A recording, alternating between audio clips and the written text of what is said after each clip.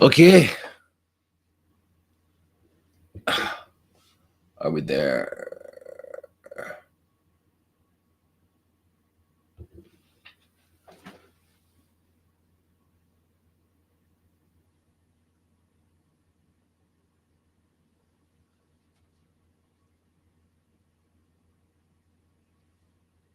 All right, cool. All right, we made it. We made it. Okay, so welcome to Sunday night, Monday morning live on planet Earth here. So, yay, good morning, Nicole. Yeah, it is good morning. Yeah. So good. I'm glad we're all here. Let's see. People are coming on. I can almost see. I'm expecting Noah to show up. Hey, Dotka, Vajotka. I don't know how to say that from Canada. Hello. Anyway, good morning, good evening. So let's get started today. We've been the live stream. I mean the groups have started, and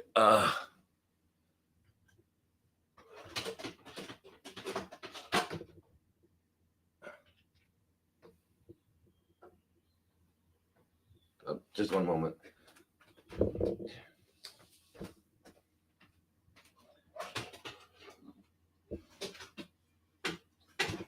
There we go. All right. Cool. All right. Cool. All right. So yeah, the groups have started, and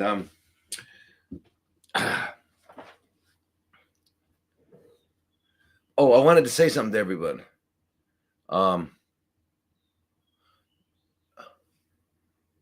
There seems to be. Oh yeah. So listen, anyone who's listened to me for a while realizes that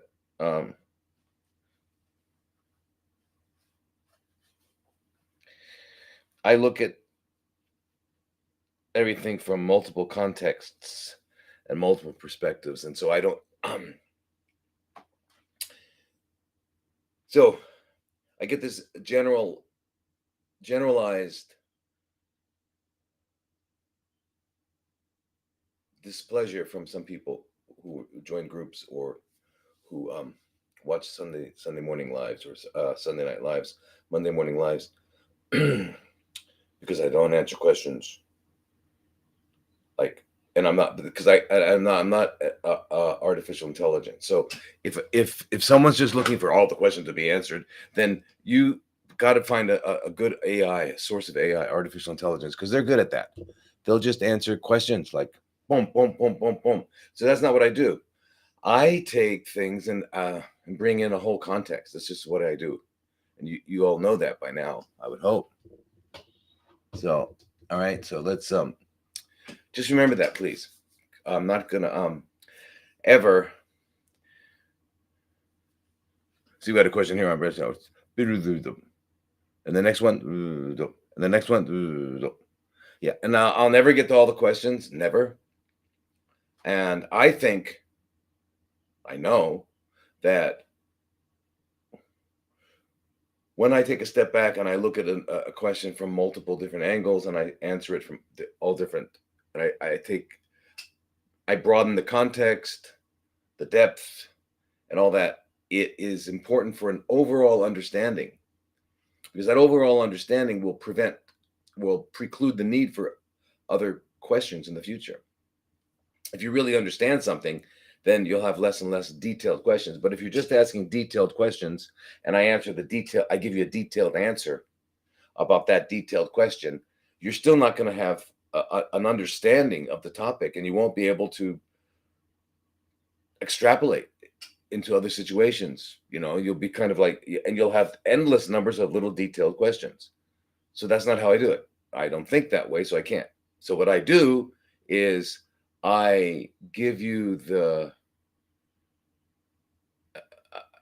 I actually try to understand what it is you're really asking, and I give you an overall perspective. I don't know how to tell you this, but if you're looking for something else, like just answers to questions, you can get that anywhere, a lot of places.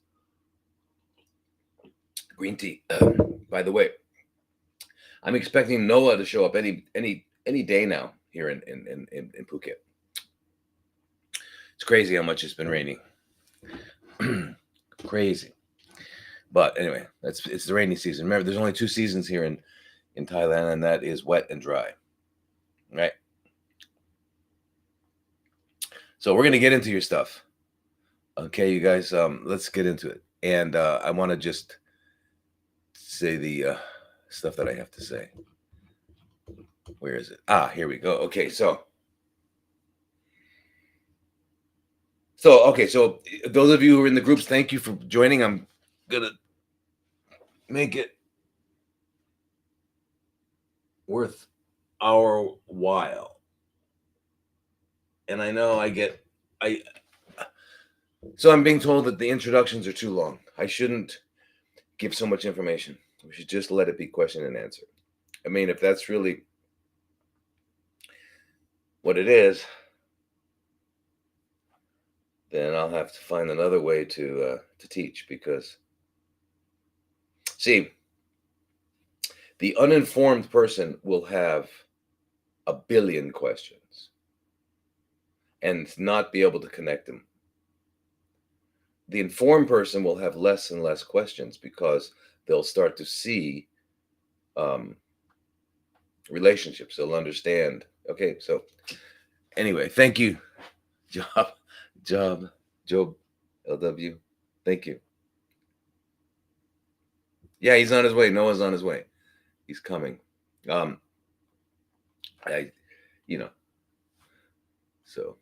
anyway, so last week we talked about, in the parasite group, we talked about the truth about ivermectin, and if you're joined that group, you can have access to that any one of the groups that we have. And then in the CFC group, the question was, do I do conventional and alternative at the same time? Can I? And then, so what I wanted to do was to give you the information about both so that you can make up your mind. Because you don't want to just hear me say, like, for example, if you say, should I do conventional and alternative at the same time? And I go, yes. Is that good? I mean, it's not good to me. That's not enough. I don't want to be told, sit over there. Okay, 10 minutes and then go over there. All right. So anyway. So this week is what exercise will specifically extend our lives and provide full vitality. That's pretty good. Important. And then in the CFC group will be how to manage pain related to CFCs. All right, so cool. Now everyone knows that only on Twitter is it Dr. Thomas Lodi MD. The rest of them are Dr. Thomas Lodi, and all of them are, as you know, Facebook, YouTube, Rumble, Instagram, TikTok, LinkedIn. Yeah, and then you can stream on my website as well. All right. All right, so now here is a question. Should we get started? Get started so I don't upset too many people. Yeah, let's get started. Okay, so first question is, this is crazy. Let's get rid of that. There we go. Okay.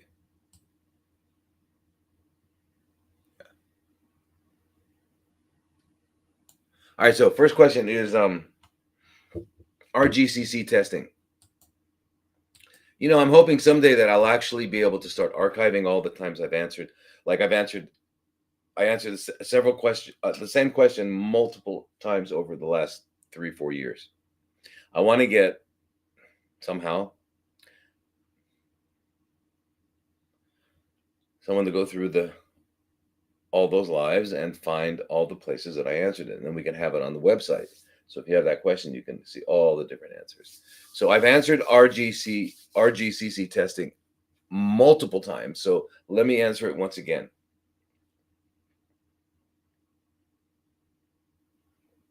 Thank you, everyone. Thank you, thank you, thank you. Okay, that's good. That makes me feel good. Yeah. Good, good, good, good. So, oh God.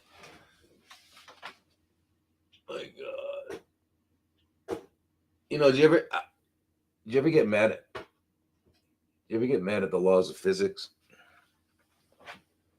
Yeah, sometimes I get mad at the laws of physics. Can you imagine? Anyway, RGCC. So my opinion on it is that I stopped using it in 2004, and I stopped using it because RGCC, if you're not familiar with it, it's a test that comes out of it's a blood test. It's done in Greece, and sometimes they call it the Greek test. Back in those days, in the early 2000s, there was a German lab that also was doing similar type work.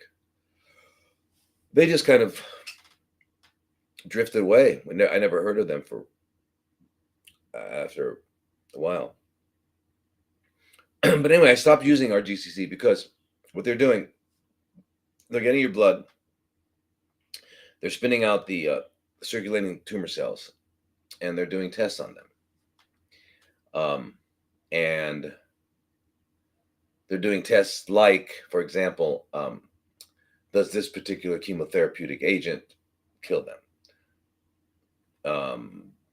This one doesn't. So they try to find what's called chemosensitivity and chemoresistance. Secondly, they apply different botanical substances like curcumin, vitamin C, boswellia. They apply it, and then they come up with a report at the end saying that this CFC, this group of CFCs does not respond to vitamin C, does not respond to what? It's not possible not to respond to vitamin C. It's not possible. Biologically, not possible.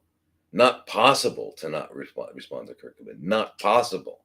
These are not agents that are there to kill. Now, okay, so it's not, and the reason is because what is their endpoint? Their endpoint is apoptosis in their little experiment. Apoptosis is programmed cellular death, where the cell recycles itself.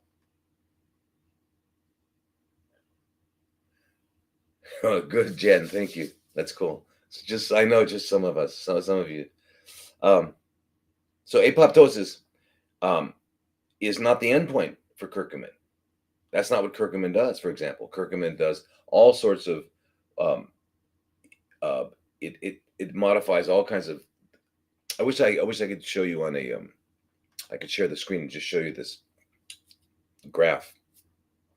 But anyway, curcumin modifies NF kappa beta, turns it down, which is the fundamental molecule involved in inflammation, and it turns off these signaling molecules, turns on these. It does all these different things that you can't. It's not, and it's not necessarily apoptosis is going to be the end result. That's not it. It down regulates, turns off the entire systemic situation going on that is resulting in CFCs. So you can't use that as an endpoint.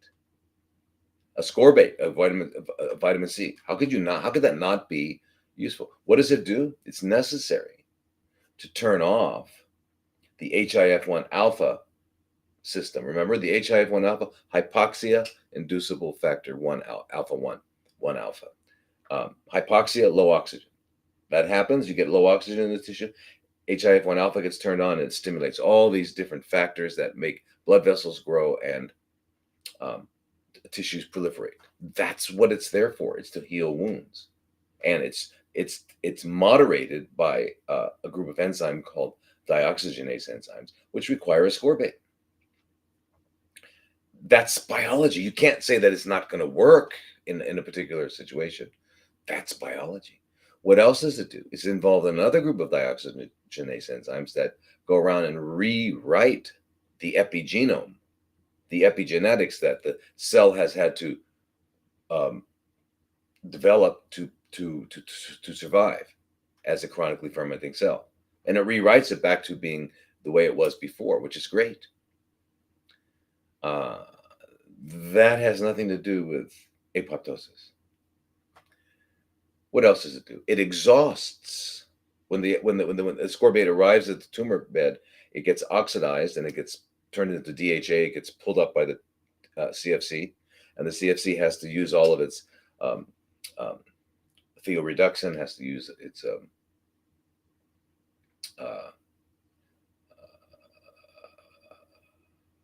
anyway, all of its other antioxidant enzymes. So basically depletes the cell's ability to protect itself by having a constant flow of ascorbate will keep the CFCs at a very low level of antioxidants, so they can't protect themselves. That's a good thing. It's kind of cool. Yeah.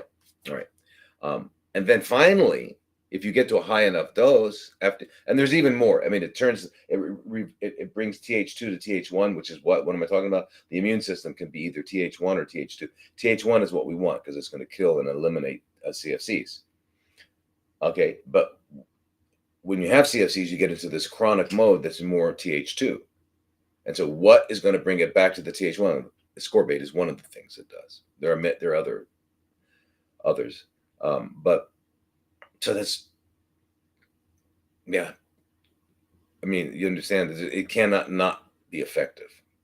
And then finally, you get a high enough dose, you get above 350 milligrams per deciliter in the plasma of concentration of ascorbate, and it produces peroxides, period. It doesn't matter what it does.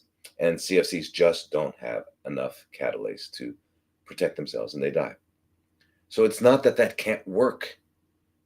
All right. The other thing is circulating tumor cells. Remember, 0.1 or 0.01% of cells in a tumor are capable of metastasizing because they're stem cells.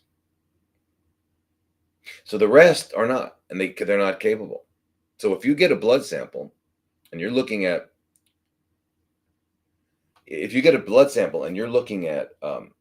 all the circulating tumor cells, well, 99% chance that the ones you're looking at are not relevant to being able to spread and metastasize. And so doing any kind of testing on them is not going to help.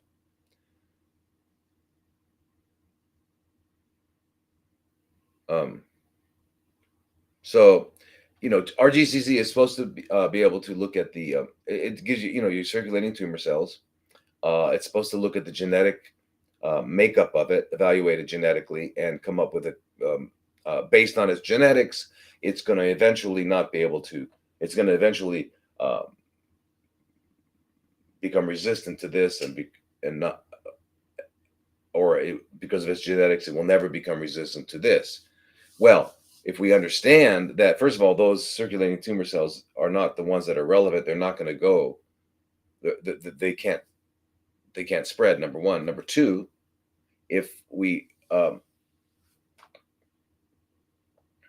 realize that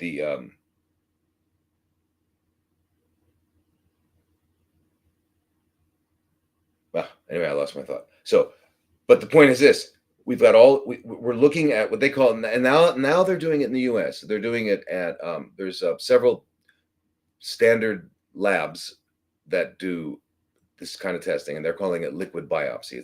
It's got a name. They love to put names and acronyms and stuff. So it's called a liquid biopsy, which is kind of cute, clever, makes you remember it. Okay, yeah. So a liquid biopsy means that they can get your blood, they're going to look at circulating tumor cells, they're going to make conclusions based on those. Well, we know that they cannot successfully metastasize, so they may or may not be at all relevant. We just don't know. Okay, so you've got a 99% chance of getting one of those, and you've got may or may not be irrelevant. We don't know. So in other words, we're doing a lot of tests and drawing a lot of conclusions based on stuff that we just don't know. And what made me question all this is that I used RGCC with everything back 2002, 2003, 2004, and I saw that maybe half of the time it was useful, didn't answer the question, but and then the other half it wasn't, and I was saying, why? And and then one time we took 2 samples from one person, sent them off with 2 different names, and got 2 different results back. So at that point, we just said, nah. Because here's the thing, if you understand the biology of CFCs, if you understand it, and you know how it works, because what is the fundamental biology of all CFCs? All of them. There's only one fundamental metabolic marker process that goes on that defines it as being a CFC, and that is called the Warburg effect. It's also called aerobic glycolysis or aerobic fermentation. All right. So now that means that they're all the same, regardless of whether they started in the brain or in the hip, or they started in the ovary or colon or breast. It doesn't matter where they started. They have that same fundamental biology. So understanding that biology, you can now you can develop a strategy, right? You can develop a strategy to prevent it from occurring more. You can develop a strategy to stop it, to eliminate it by putting it in situations that it can't survive, that are not toxic to other healthy cells. It's only toxic to them because they are lacking in certain enzymes. You see, so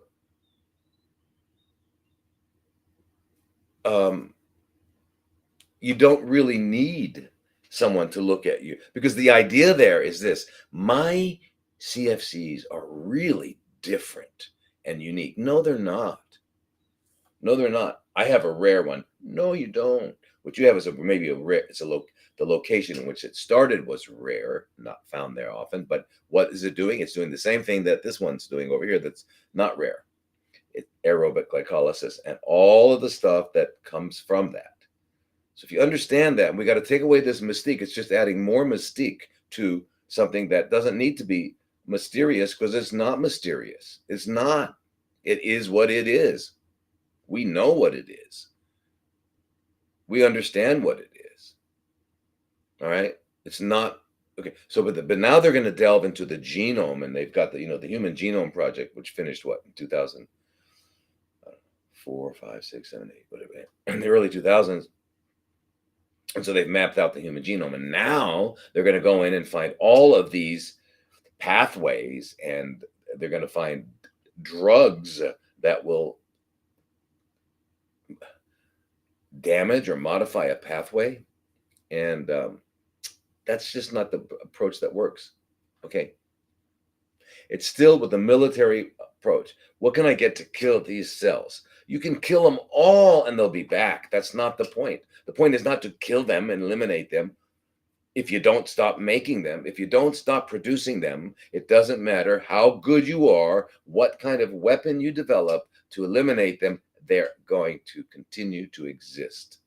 All right. That is fundamental and needs to be understood. You've got to stop making them. How do you stop making them? That's where we have to focus our time. Okay.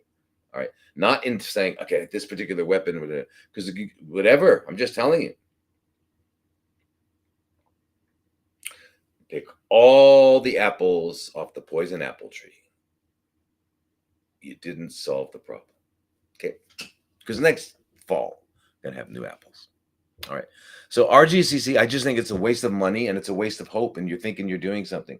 From the fundamentally, you got to do the same thing that we all have to do. And that is get rid of all possible toxins in our life. All of them. All right. Starting with the mouth. And get rid of all those toxins. Stop ingesting them. Do a cleanse. It's always the same. It's always the same. You got to clean out the toxins, which are the fundamental initiating event. Okay, that is the fundamental initiating event. It's not genetics.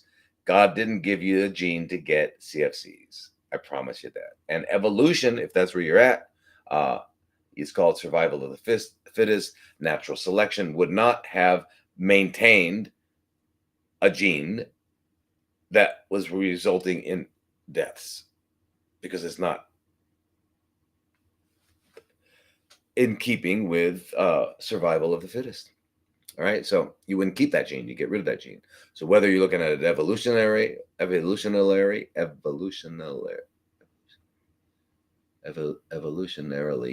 or you're looking at it as um, the divine intelligence putting us together, we're not going to have a gene to make these things. All right, period. Anyway, I won't go into that more. We've done that a long time. But anyway, I don't use RGCs, and now I hear it's up to what 3,500. It used to, or more. It used to be 2,800 back then. I don't know what it is. So now at the end, you come up with what? I should do these, and I should do. So again, it's doctors trying to find a way so that they don't have to think. How can I? Okay, the RGC test told me to do this. That's why I'm doing it, and I feel comfortable now because somebody told me what to do. Yeah, well, now, yeah. All right.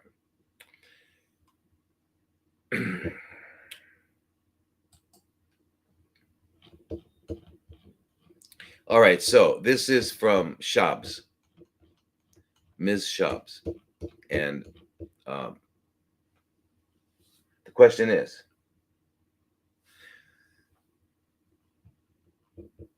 I had the pleasure of meeting you in Phuket at LifeCo, which many moons ago. Yeah, it was. Because I haven't been there in 4 years. So, and it was before that. So, yeah.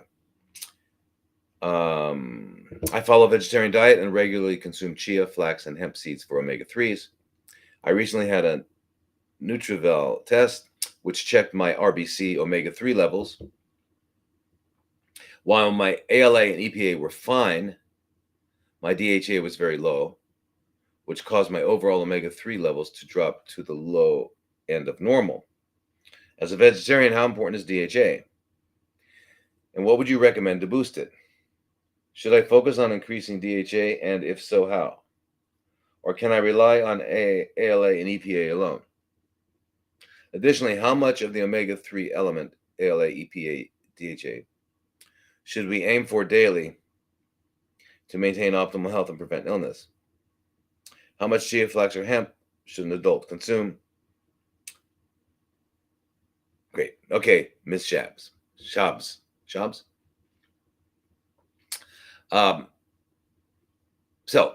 So the only two, let's just review fatty acids because that's what we're talking about here.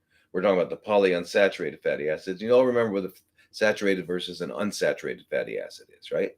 So fatty acid is a group of carbon atoms connected, and then they have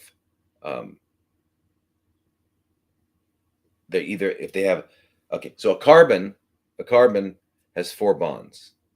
All right, so carbon in a chain, it's going to have 2 of the bonds are taken care of because of the carbon in front of it and the carbon behind it. Then the other 2, if hydrogens are on there, it's saturated. If there's one that doesn't have a hydrogen, then it'll be a double bond. It won't be the hydrogen won't be there, so we'll have a double bond. What's the thing about a double bond? Double bond is vulnerable. It can be oxidized. Okay, so if you have one double bond in the big chain of carbons, connect carbons in a fatty acid. If you have one double bond, it's called a monounsaturated, such as oleic acid, oleic fatty acid, which is olive oil, and other oleics and other oils as well. If you have several, then it's called polyunsaturated. Okay, so we have 2 that are essential: the omega-3s and the omega-6. It just means that the 3 and 6 position is where the double bonds begin. Now, they're very important. They become part of the cell membranes, and they have very important functions. Okay, now there is linoleic acid, which is omega-6, and alpha linolenic acid, which is omega-3. These are the parent hormone, parent fatty acids, ALA and LA. Okay, parents. They have kids. They have metabolites. Okay, those metabolites are so for the ALA, for the omega-3, you've got EPA and DHA, eicosapentaenoic acid and docosahexaenoic acid. Okay, so icosa just means 20 carbons. So it becomes it can be converted to EPA and then get converted to DHA. Okay. Now there's a couple of enzymes that require it to do that, right? Okay, so one enzyme is called elongase, the other one is called desaturase, right? And they convert the ALA to the EPA and the DHA, which have important functions. Okay, now each species will make as much EPA and DHA as it needs, and some need more. So, for example, fish in cold water need a lot more DHA and EPA. Why? Because they are highly unsaturated, multiple double bonds. Multiple double bonds means that they are going to remain liquid at very cold temperatures. Okay, in other words, their melting point is way different than a saturated one, right? So, like for example, a saturated. I'll give you an example. One of the main fatty acids in our body is called stearic in our cells. It's called stearic acid, right? And it makes up. It's kind of the stiffness of cells. All right, completely saturated. Its melting point is 68 degrees centigrade, which our body temperature is 37 degrees centigrade, right? So it means that body temperature, it's hard, strong. You add in a one double bond and turn it into oleic, right? At the 9 position, you've got oleic acid, which is an omega-9. Now the melting point is 5 degrees centigrade. The body temperature is 37, which means it's a liquid at body temperature. The other one means it's a solid, right? You understand? Just one double bond changes that. Okay, so the reason we have polyunsaturated fatty acids, it's different between different species, is because of the different environments that it lives in. It has different requirements. Okay, we have to understand that. So we shouldn't be making as much as a fish should, a fish in cold water. And the fish that they use to get the fish oil is not from the tropical fish; it's from the cold fish. Okay. So why is it that we don't make as much, right? Well, because our elongase and our desaturase, the enzymes involved, just don't. We don't have more than we need. All right. And the other thing is we have to remember that ALA does other things besides being metabolized into EPA and DHA. All right. They're used for energy production. They're used to be incorporated into phospholipids to become part of the membrane, etc. Okay. Now, so, and this test you did is saying you didn't have enough DHA. So let's figure out how to make DHA. Okay. You don't need to take it exogenously. You don't want to take DHEA from a fish. You don't need to do that. Okay. All right. So now, we have to look at the efficiency that our bodies have of turning omega-3s into ALA into EPA and DHA. That's what we have to look at, right? All right. All right. Now, there's one oil. It's a seed, actually, perilla seed. It's used in Korean cooking a lot. And it's part of, they combine that, I think, with sesame, and they come up with these exotic, delicious, fantastic stuff. But it's got one of the highest proportions of omega-3s, the perilla. Okay, it's grown in these seeds the plant grows in like China, India, Japan, Korea, Thailand, Southeast Asia, right? That's where these things grow. All right, and they've got not only unsaturated fatty acids, they've got some saturated fatty acids, and they've got the omega-3s and the omega-6s, right? Yeah. So they also have a lot of different. These seeds are really amazing because they have a lot of different polyphenols, and we've talked about polyphenols, and we've talked about flavones and stuff like that, right? For example, quercetin, the catechin that you get from green tea and stuff like that. These are polyphenols that are very, very important in health for multiple reasons, right? Okay, so these seeds have them. So do a lot of the other seeds. All right. Now, why is it important? Because these omega-3s are anti-inflammatory. Omega-6s are pro-inflammatory. That doesn't mean that omega-6 is bad and omega-3 is good, because you need to get inflamed when you get an injury. Otherwise, you won't heal it. That's how you heal. You heal by getting inflamed, and then you've got to turn it off the moment you're done. The moment you've accomplished your goal of healing, then you turn it off. If you keep it on, it becomes chronic inflammation. It's a whole different story. All right. So you've got to have a good, got to be able to, whatever you start and whatever gets started, whatever starts an inflammatory process, we then need to be able to turn it off. So the omega-6s, their metabolite or is arachidonic acid, and arachidonic acid is kind of the parent hormone for all of the prostaglandins and things like that are involved in inflammation, right? So the anti-inflammatories will turn that off. All right. So these anti-inflammatories, the DHA and APA, the more we have of them, they'll get into our cell membranes, and they'll keep us from being chronically inflamed. That's very important, because chronic inflammation underlies what? Every degenerative process you can think of, from cardiovascular, cerebrovascular, to CFCs, to arthritis, arthritides, as they call it, gastrointestinal, everything. It underlies it all. Okay. Now, so the question is, do I have enough? And that apparently these people have convinced you that you don't have enough DHA, right? Even though you feel fine. All right, so let's take a look at that. So it turns out that the recommended daily range of DHA that we should be making in our bodies for optimal health is anywhere between 250, 300 to 500 milligrams. Okay. But and they combine it. They usually combine it. They can't really separate the DHA and EPA, because remember, EPA is on its way to becoming DHA. So it's a mixture. Okay. So apparently the upper limit that they've come up with is 3,000 milligrams, or 3 grams, right? Okay. So now, I have mentioned in the past, and you'll understand why now, perhaps. One of the reasons why I recommend 6 tablespoons of chia in a chia porridge, and 3 tablespoons of flax seeds for freshly ground.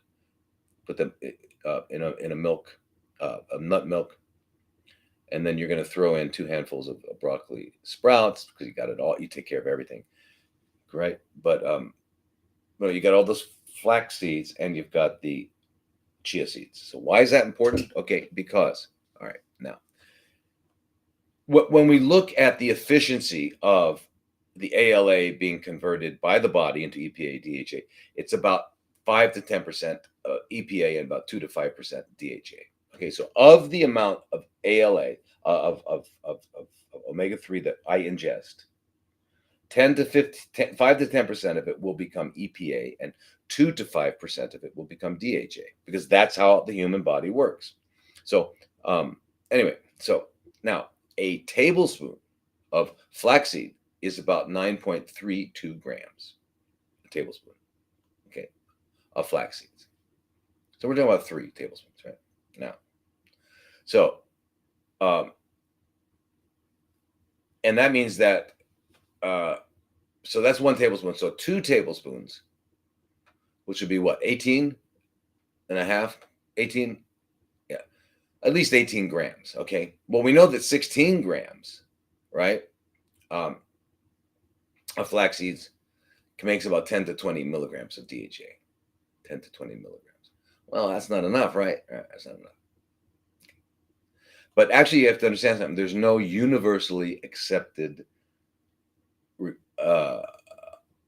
minimal amount of DHA that we need. It's never been, because it depends on your lifestyle, where you live, what you're doing will determine how much of everything you need. Your body, that's what your body does. Remember, the body's always adapting and doing what it needs to do in the situation. And it's going to do less of this and more of that. The body is surfing. The body is like a star surfer. right? It just is like it's gonna do what it needs to do. All right. So anyway, so there's no really a specific amount, but they say, okay, let's say between 250 and 500 milligrams of DHA is what we need. All right. So now, so you're going to be doing that with the flaxseed. Now, the reason you're doing the flaxseed is not only that, right? The flax seeds also do what? They downregulate ER alpha production.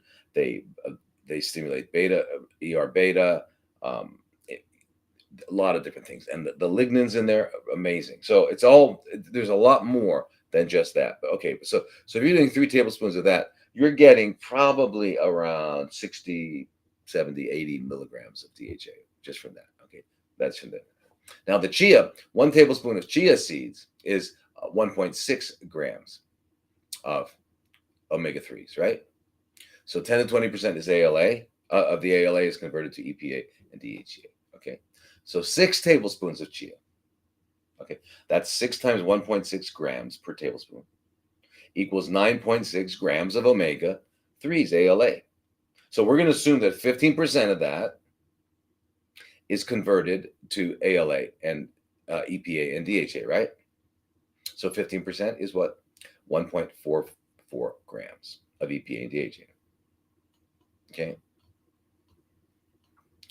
So now,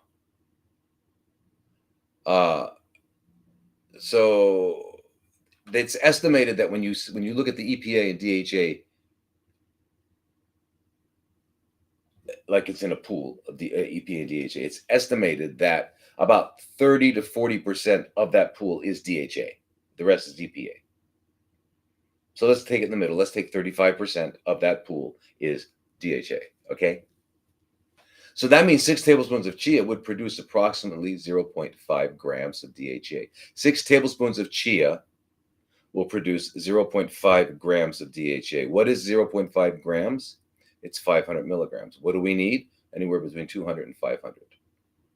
So the chia will do it. The flax is just important for other reasons as well, but you're getting a little bit more. So there's no reason why you shouldn't be able to take care of it. Okay, Ms. Shabs? So you said that you're taking these different seeds, the hemp, the flax, and the chia, but apparently not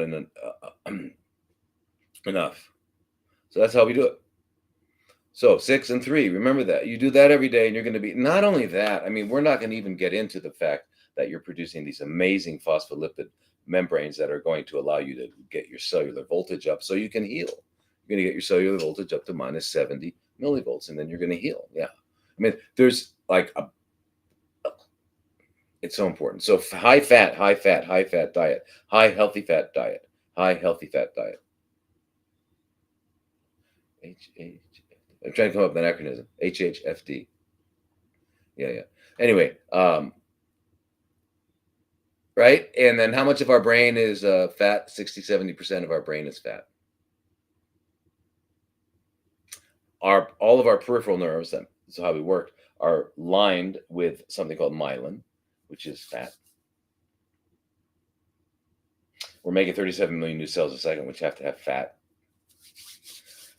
So as I've said before, and I'll say it again, whoever came up with the idea that we need to have a low-fat diet must have been on a low-fat diet, because I don't think their brain was working that well, because they didn't think about the fact that we need fat. Anyway, so, all right, so I'm going to have to like ignore all your questions because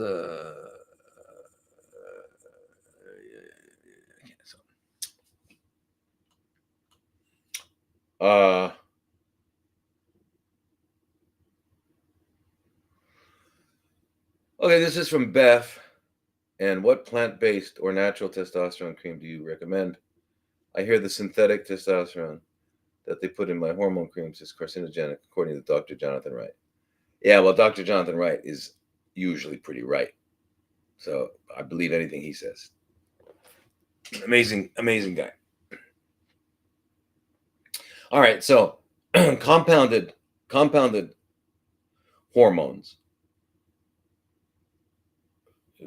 They, in compounding pharmacies are usually made from soy or yams.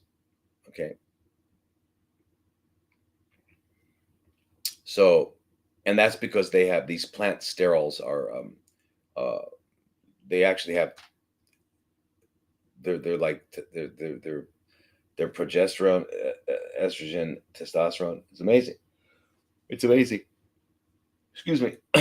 um, so that's one way. So in the compounding pharmacy, they're going to use soy or yam, usually yam and soy. The other one they'll do is they'll take the uh, fermenting. They'll take like a plant, sort of like a cholesterol type substance, and they'll ferment it with microorganisms. Like they'll take soybean oil and they'll ferment it, and they can produce uh, testosterone. Okay. The plant with the most is the pine. The different pine species has the most actually testosterone. All right. And there are other plants that have it as well, right? Ginkgo, you all know ginkgo biloba, and you know lily, right?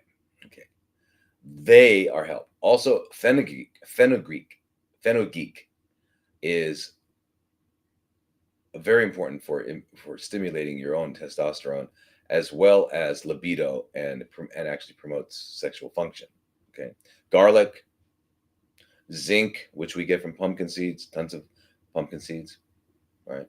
So anyway, so you can do all those now, and then of course we've got the king of them all, ashwagandha. You know, and ashwagandha is, I mean, they've done studies with ashwagandha that people with ashwagandha actually have higher testosterone levels, you know, in the studies. Those that are on it versus those that are not on it, right? Okay, so you can do two things. You can get bioidentical hormones, testosterone produced in the pharmacy that you trust. You got to go get to know them. Make sure that look at how they do their work. Make sure they know what they're doing.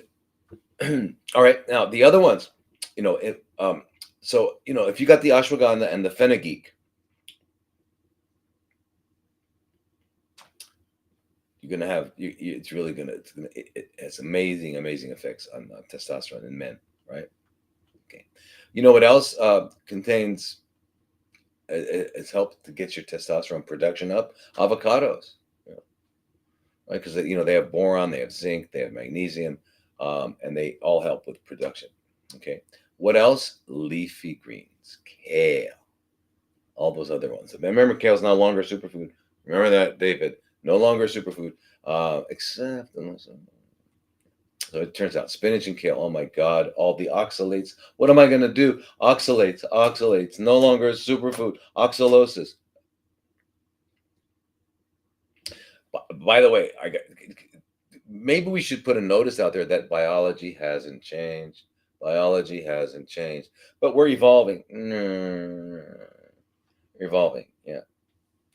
How are we evolving? How are we evolving? Can you explain to me how we're evolving?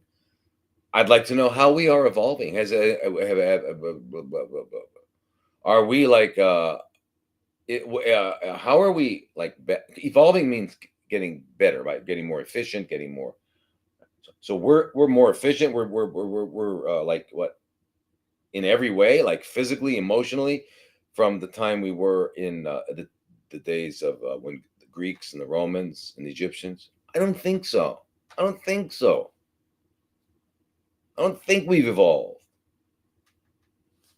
All right, so I don't know. People want to use that reason.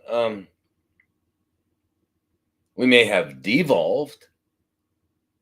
It's devolution. Yeah, there's a lot of devolution going on here. So anyway, garlic, ginger, pomegranates, nuts, seeds, beans, ashwagandha. All these guys are amazing for increasing hormones. You know, testosterone, but also other hormones. You know, and ashwagandha and maca are really good for men and women, of course. It just balances hormone. It actually lowers cortisol, so it decreases your stress, which, you know, by the way, if you're stressed out, stress affects fertility. So, you know, like for example, a couple that's, you know, trying to get pregnant, you know, that stress is going to prevent it. Right? The moment all right, we're not going to get pregnant. You're pregnant. So it happens. You know, hey, you know, it's just kind of like when you're looking for something and you finally give up looking for it, you find it, right? That's just the way life is, you know. Um, and you know, the other thing that's weird about life. Now, I'm sure that everyone here has experienced this at least 1,000 times. You drop something, right? It goes to a place, if you can find it, it goes to a place that you could never have. You've never, you could, if you tried, you couldn't have gotten it there, right? It's like it's the cosmic humor of physics, right? You drop something, it's going to find a place that you, what? How did it get there? Anyway, all right, so good. I hope. Anyway, you can get plant based, absolutely, but you got to find a compounding pharmacy that knows, that's good quality. You might ask Jonathan, right, which ones he uses, which compounding pharmacies. Um, or if he's semi-retired, you can call the Tahoma Clinic and ask which ones they use, and do that, and then take all these other things that we talked about. Pomegranates, ashwagandha, nuts, seeds, pumpkin seeds. All that good healthy stuff. Now, this is Carolyn. Would you please be so kind as to shed some light on the relationship between iron and hormones relating to blood CFCs? Blood CFCs, you mean leukemias, I imagine.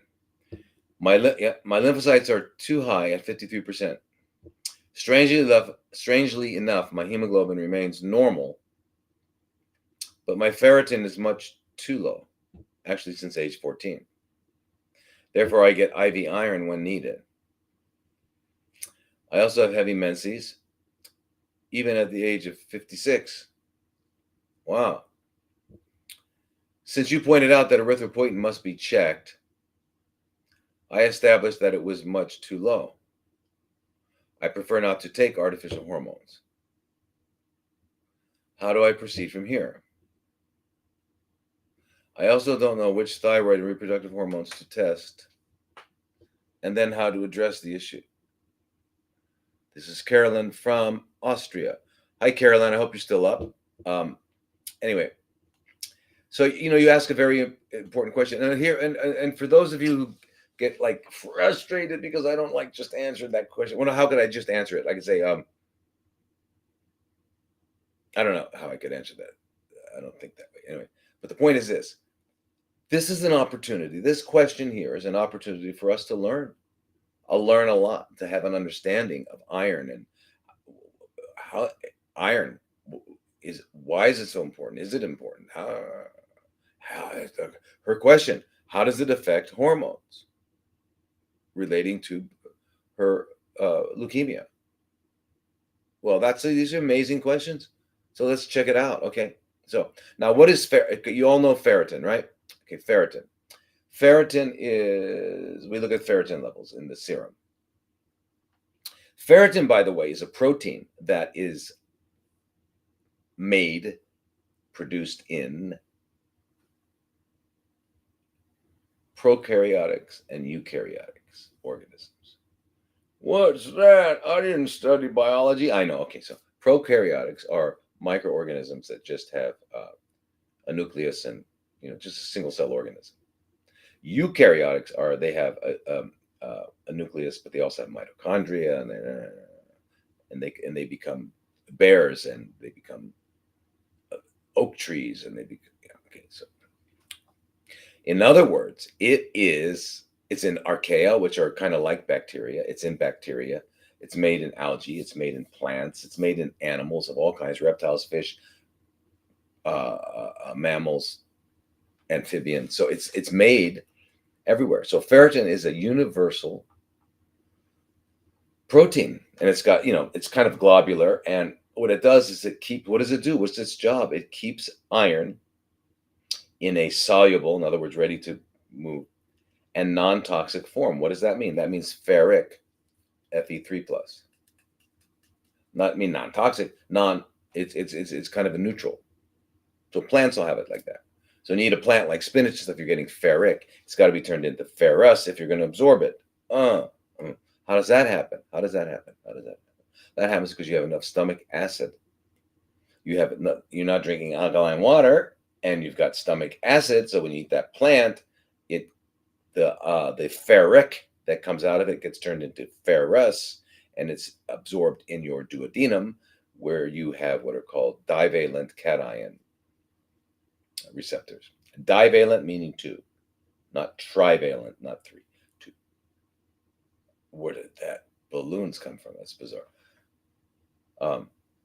These things. So it's a divalent. So okay, so this and having enough hydrochloric acid. What else does it?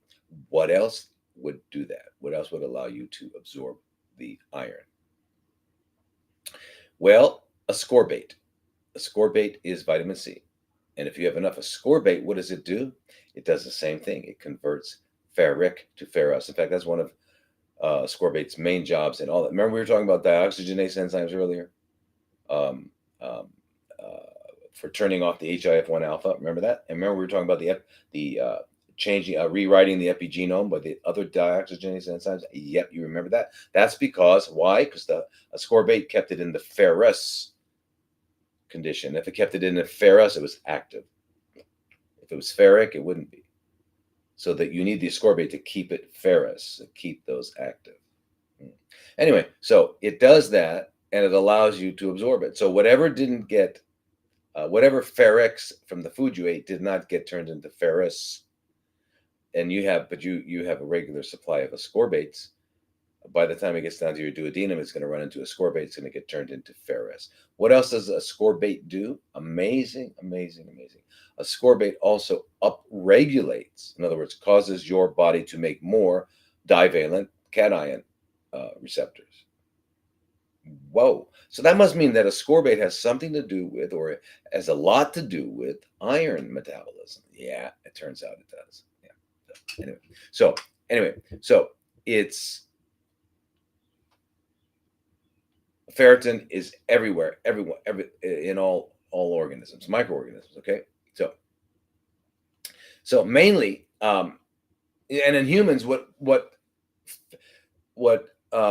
ferritin does is it's kind of a buffer. It grabs the iron and keeps it in a ferric condition.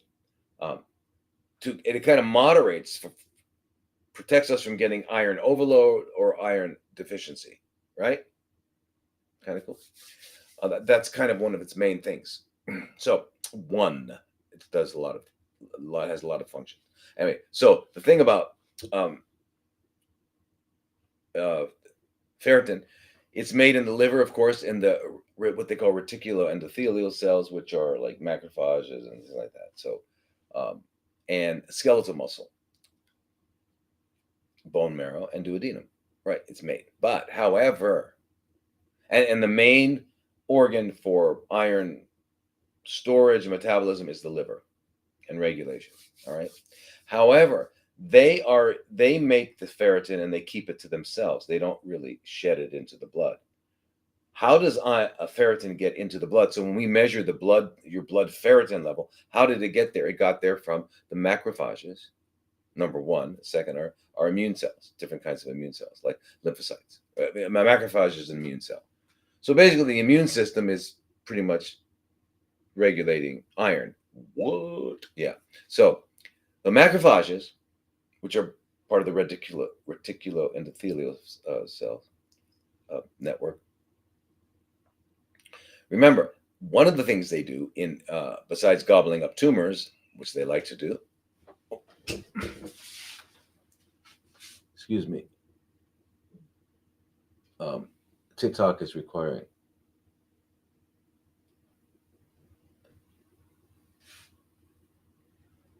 Unable to verify. All right.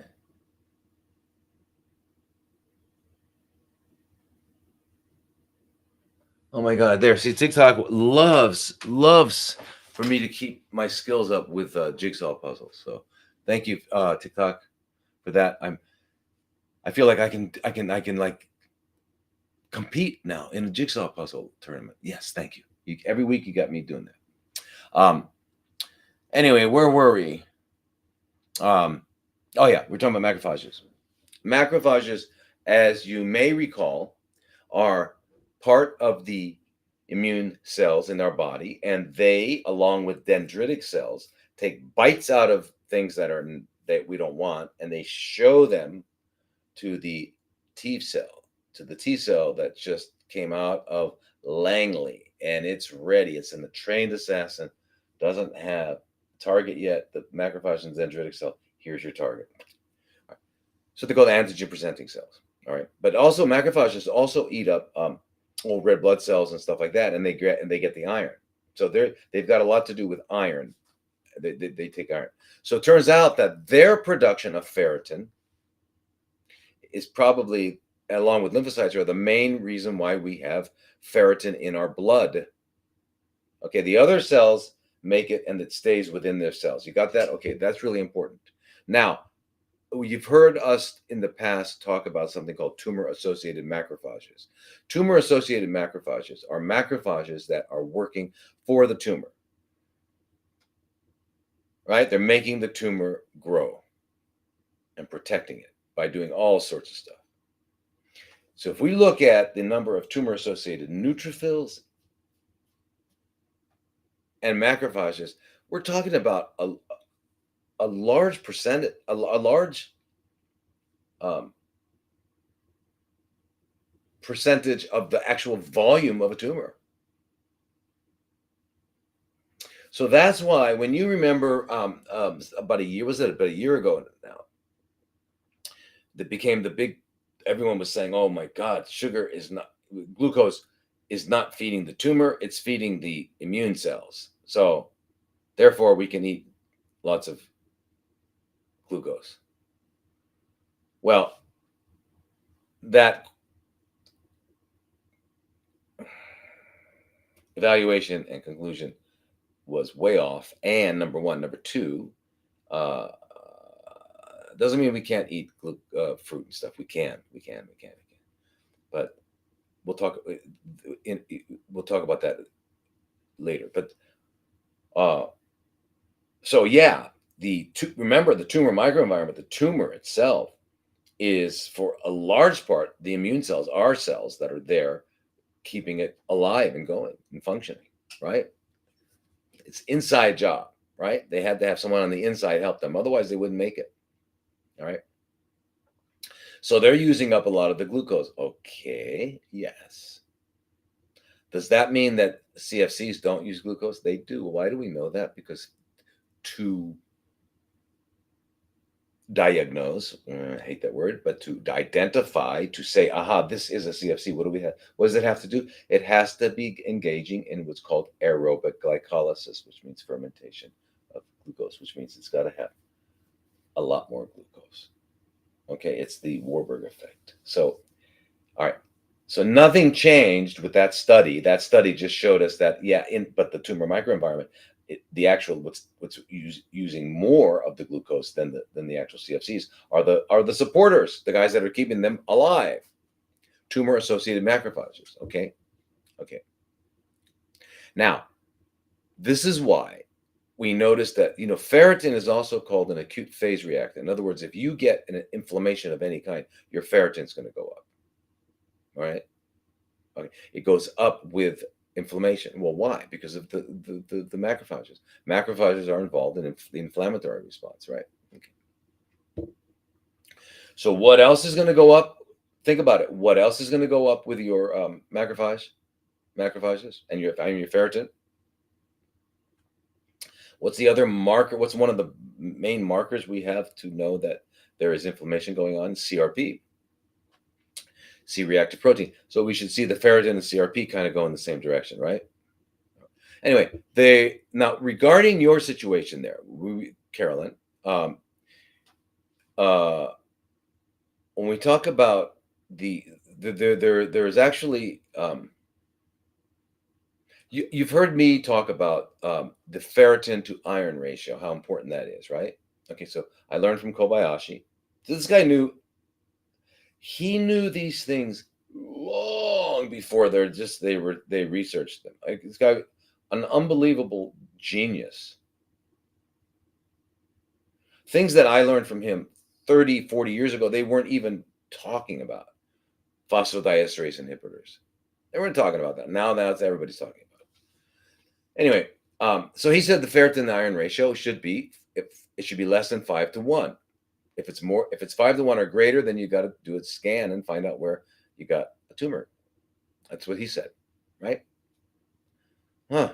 Well, it turns out that now there's groups of people that are studying the ferritin to hemoglobin, which is what you were talking about there, ratio, which is really very similar because hemoglobin has iron.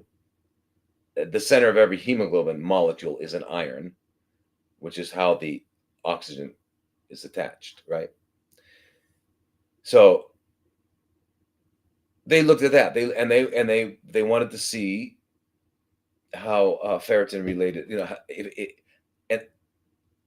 and they first of all they took a non-small cell people with non-small cell lung CFCs, and they wanted to see if they could use that as a biomarker. Could they look at the ferritin to hemoglobin ratio and use it as a biomarker to say, and they found that, yes, indeed, it is independent of everything else. If you look at the ferritin to hemoglobin ratio, it is an independent biomarker of progression, poor survival versus not better survival and survival. Yeah, got to get that low. What is the number they came up with? 13. So if the ferritin to hemoglobin level is 13, below 13, then that means the progression is very slow and you're doing well. If it's above that, it means things are not doing too well. All right. So you got the ferritin to iron at 5. You got the ferritin to hemoglobin at 13. Very important stuff. And I know I may not be answering your question directly, but I'm answering the question and more so that you can think in the future. What we're going to doing right now is we're eliminating the potential of at least 39 other questions. 40?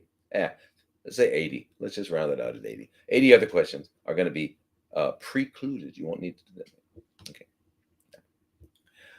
But so ferritin, is this, goes up with inflammation, goes up with CFCs.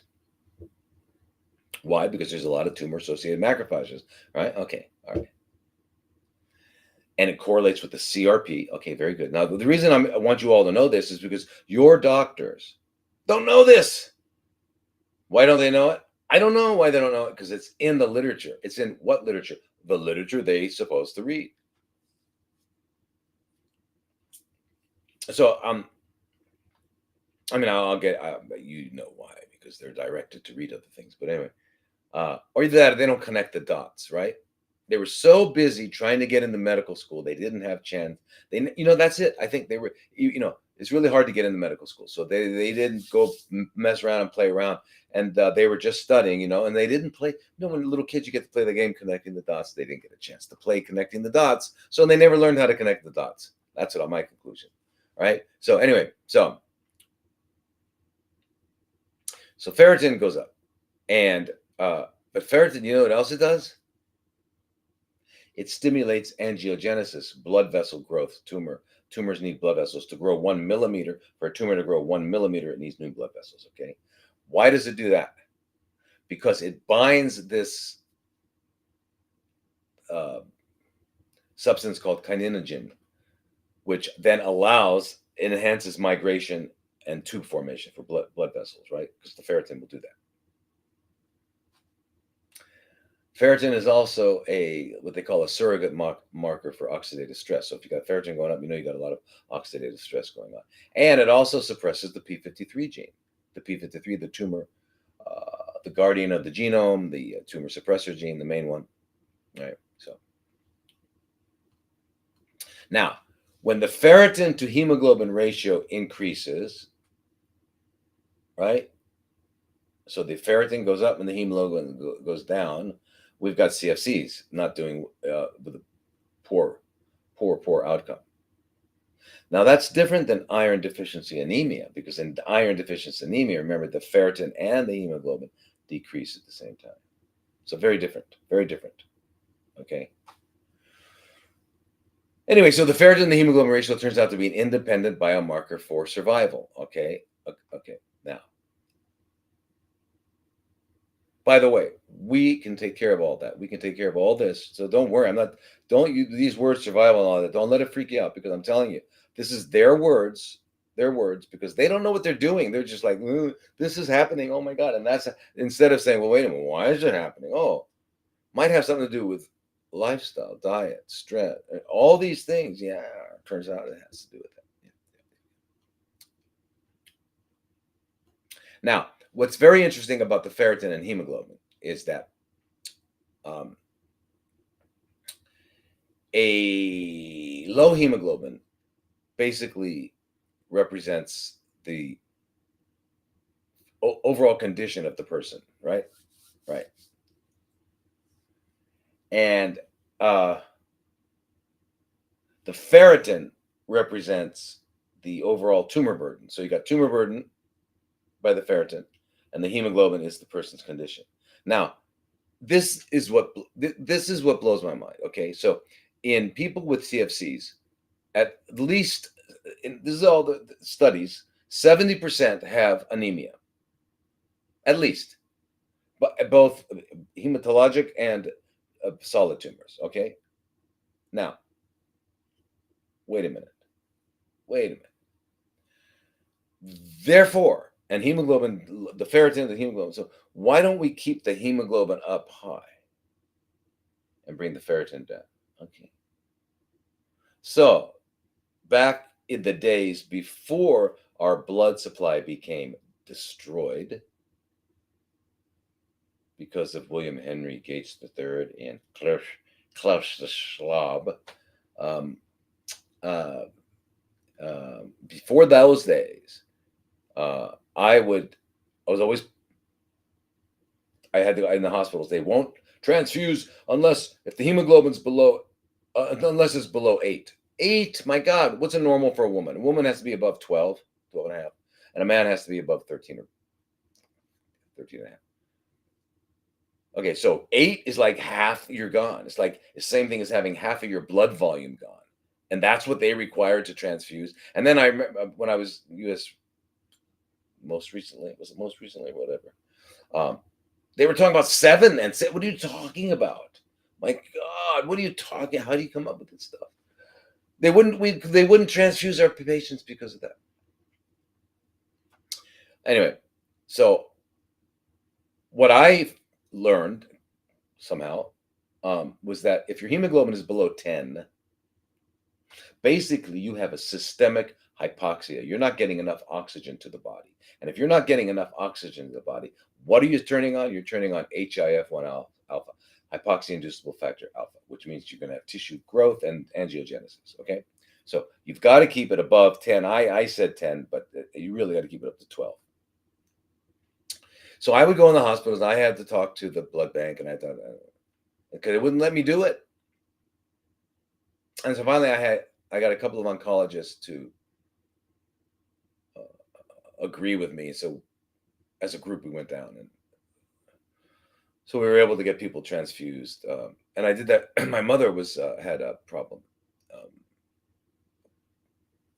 pre-leukemic, called myelodysplastic syndrome, and so I always talk to them about, got to keep it above 10 or 11 or 12. Anyway, so I just so it blows my mind that they don't get that. They don't get that. We've got to keep the hemoglobin up. We've got to keep the person from being anemic, because they've got to be carrying forget the ratios of ferritin and all that. You just remember hemoglobin's carrying oxygen. Anyway, I couldn't convince them. So anyway, so I wanted to talk about,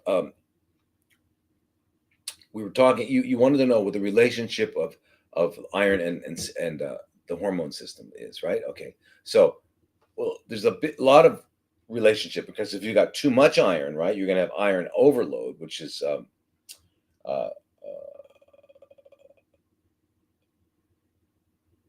we're seeing now in hemosiderosis, but we're seeing it with I'm seeing it with increased frequency now. But anyway, um, too much iron is going to damage the pituitary, damage the thyroid, damage the liver. What's going to happen? You're going to have low uh, thyroid output, right? You're going to have low IGF-1 output. You're going to have if in a younger person, that's going to cause not only hypothyroidism but growth retardation. Yeah.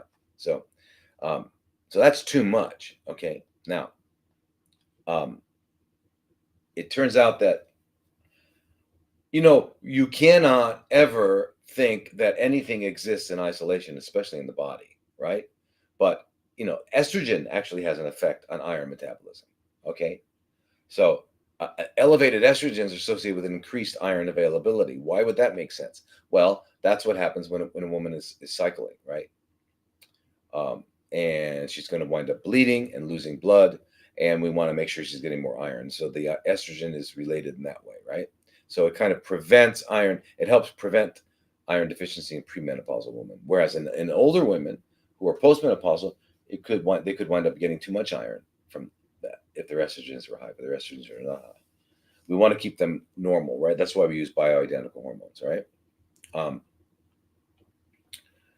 So anyway, so you need enough iron to maintain the regular menstrual cycles, right? Now, there's another hormone that the liver produces called hepcidin, and it actually, like ascorbate, kind of controls iron absorption, right? So it's very important. Okay, so any damage to the liver can affect that. Okay, iron is has incredible effects on the cardiovascular system as well, right? All right. So now, so same with progesterone. We didn't even talk about progesterone, but that's another one that's greatly affected. Thyroid is greatly affected. Did you realize that if that by if someone is iron deficient and getting their iron up can improve thyroid function because they're very much related, right? And thyroid is very much uh, uh, part of the control mechanism for the immune system. So it's all related. You cannot separate the body. Okay, you just got to bring it into complete harmony. That's the goal. All right. All right. Now, there are some things to help women balance, right? So, have you ever heard of Vitex, which is from the chasteberry tree? Right. All right. It actually increases progesterone because by regulating prolactin and luteinizing hormones, stuff like that. Okay. So the chasteberry. So it'll promote regular ovulation. It'll promote irregular periods. It'll promote fertility. Right. Okay. That's called Vitex. It's yeah. The other things that do that are seeds, pumpkin seeds, sunflower seeds, sesame, flax, all of those things. And in fact, because they have zinc, they have omega-3s and 6s, they have vitamin E, they have selenium, they have all these things in them, these seeds, that there's actually a system where you take more and less seeds throughout the month to help regulate your cycle. Yeah, so it's amazing. Let thy food be thy medicine be thy food. Okay. All right. Anyway, now, if your erythropoietin is down, I don't know what your kidney function is because that comes from the kidney. There's cells in the kidney that are sensing the amount of volume going through the kidney, and based on that, they will produce erythropoietin, which goes to the bone marrow and tells the bone marrow to make red blood cells, hemoglobin, red blood cells. So I don't know. Now, if you needed the erythropoietin to get yourself kickstarted, do it. Don't you? I know you don't like artificial hormones, but do it. I mean, get a couple shots. It's no big deal. It's recombinant.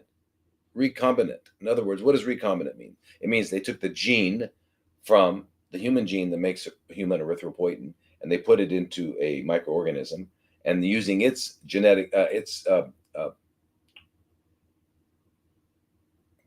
its machinery to produce it.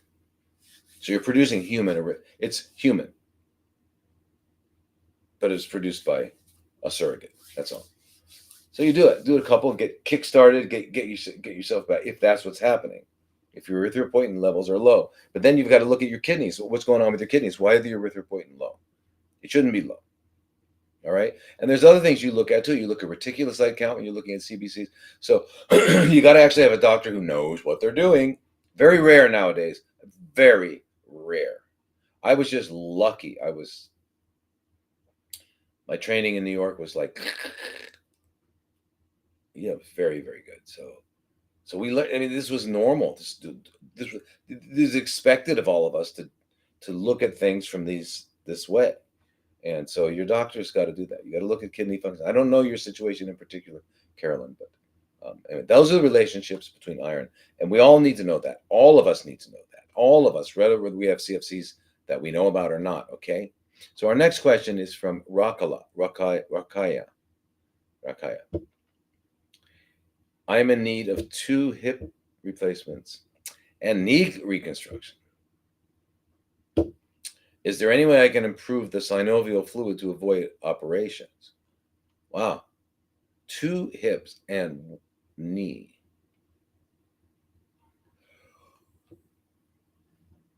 So, osteoarthritis, which is wear and tear arthritis, can cause that. And then there's avascular necrosis of the hip. Can cause that with the hips, with the knee. Anyway, you got to do major cleansing and clean your. You got to do major cleansing. You got to take a look at your mouth. Really got to do that. All right, Bakaya. You got to clean out. There's a lot of toxins going on. You've got to clean out.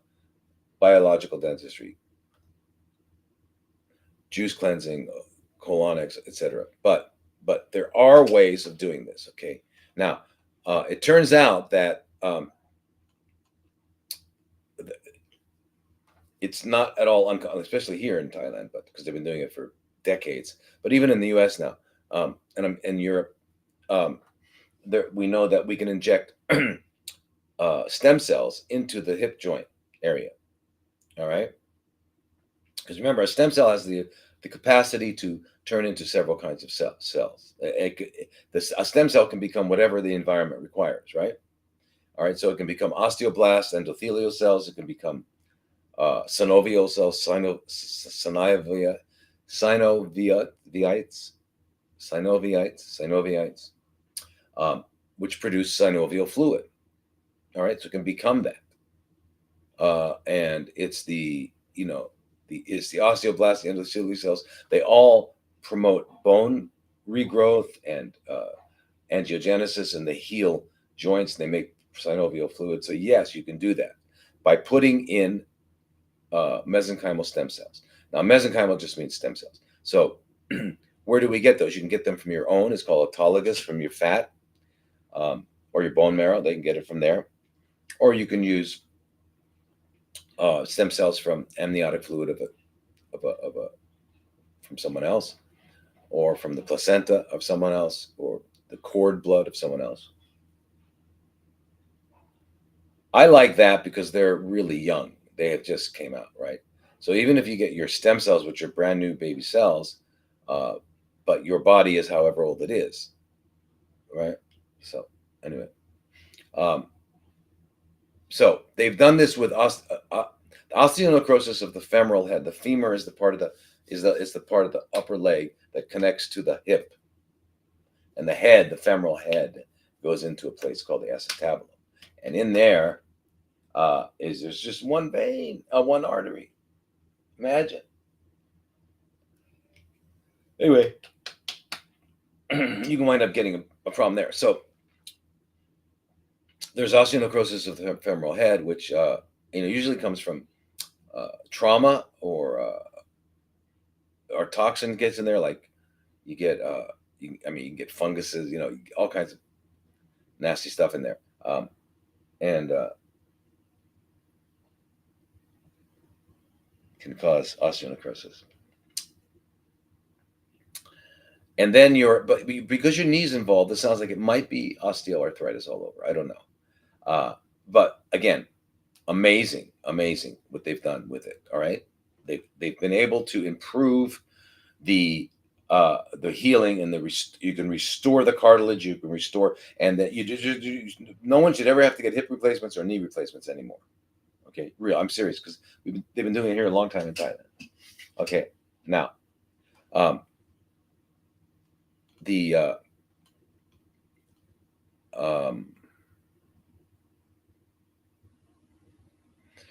there's another thing they do, which is pretty amazing. Right. By the way, so they can, if they for the synovial fluid, the question you asked, they can get synovial fluid derived mesenchymal stem cells,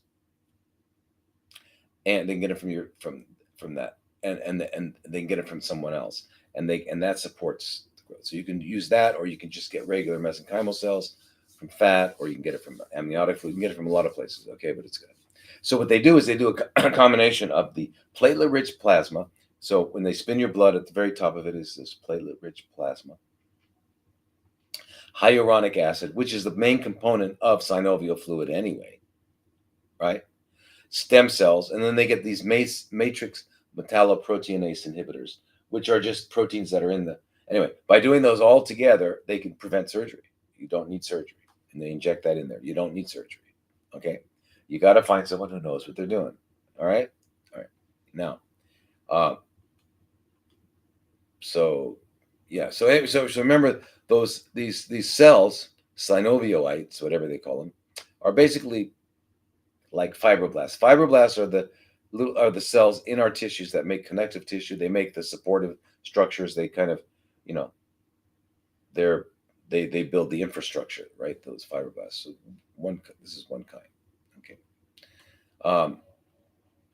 Anyway, now there's these stem devices. Pretty interesting. They found that if they use electrical currents and they go into your joint, hip joint, and they disturb the synovium, the area in there, what happens is they start producing their own stem cells, and if you disturb them, they can actually heal them, right? They're called stim devices. But that's another way, and that's been very, very effective as well. So there's absolutely ways you don't have to get surgery. Okay, so please check that out. Okay. Where are we? This is Carol. Should I get surgery to remove 2 breast tumors?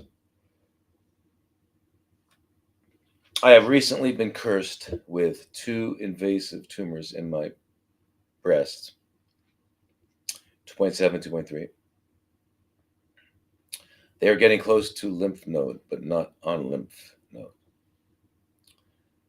I have been classified as triple negative. Doctors here in Australia want to rush me straight into chemo, surgery, then radiation. I will never do chemo or radiation, but I want to do surgery because the tumors are growing quickly. And we don't have alternative treatments available like IPT and IV treatments. We also can't get ivermectin and fenbendazole. After surgery, I would like to book into an overseas clinic like yours for more holistic treatment. I've already started green veggie diet and intermittent fasting as per your protocols. All right, Carol, fantastic. Now, I know you want to get these taken out, and then you're going to go do holistic treatment. Guess what? If you did the holistic treatment, you wouldn't have to get them cut out. But I understand if you can't come to the point of understanding that not only will it not help you to get those taken out, it'll make it worse. You have to learn that.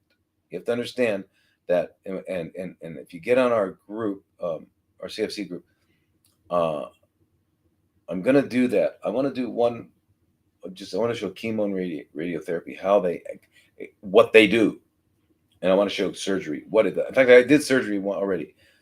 So, but not completely. I just did. I have to do these small introductions, but surgery, it's going to increase it all, and it doesn't actually help. It makes it worse. If it worked, if we said, okay, I'm going to get these out and now I'm okay. No, it doesn't work. But it does stimulate growth because of the wound. You've caused the wound. I mean, it go on and on and on. All right. So you got to keep that in mind. All right. Um, so